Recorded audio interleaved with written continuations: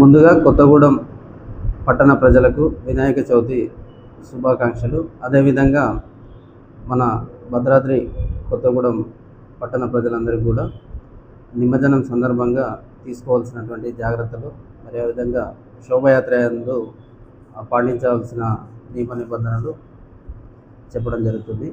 భద్రాద్రి కొత్తగూడెం జిల్లా SP Shri B Rohit Raj IPS sir గారి ఆదేశాల మేరకు భద్రాద్రి కొత్తగూడెం జిల్లా కొత్తగూడెం డిఎస్పి అబ్దుల్ రహమాన్ సార్ పర్యవేక్షణలో కొత్తగూడెం నందు నిమజ్జనం సందర్భంగా జరుగు గణేష్ శోభయాత్ర విధులకు పటిష్టమైన బందోబస్తును ఏర్పాటు చేయడం జరిగింది.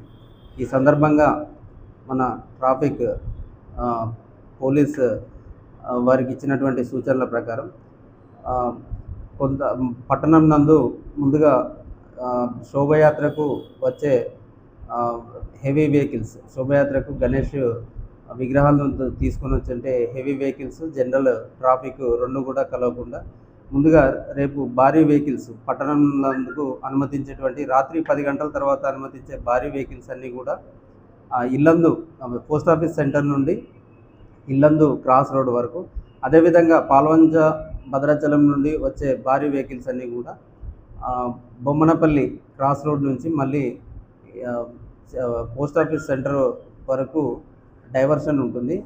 రేపు ఎట్టి పరిస్థితుల్లో కూడా శోభయాత్ర సంబంధించినటువంటి భారీ వెహికల్స్ తప్ప మిగతా వెహికల్స్ అన్నీ కూడా, భారీ వాహనాలన్నీ కూడా ట్రాఫిక్ డైవర్షన్ చేయడం జరుగుతుంది. అదేవిధంగా నిమజ్జనం సందర్భంగా ఆల్ వెహికల్స్, శోభయాత్రకు వచ్చేటువంటి వెహికల్స్ అన్నీ కూడా ఒక క్రమ పద్ధతి లైన్లో ఉండాలి. అదేవిధంగా రేపు శోభయాత్రకు వీక్షించడానికి వచ్చేటువంటి ప్రజలు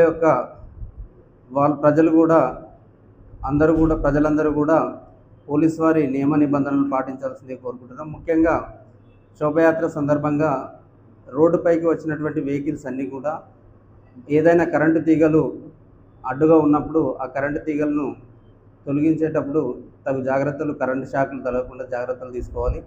అదేవిధంగా చిన్నపిల్లలు శోభయాత్రను చూడడానికి వచ్చినటువంటి కుటుంబ సభ్యులు ఉన్నప్పుడు చిన్నపిల్లలు వచ్చినట్లయితే చిన్నపిల్లల పట్ల జాగ్రత్త ఉండాలి.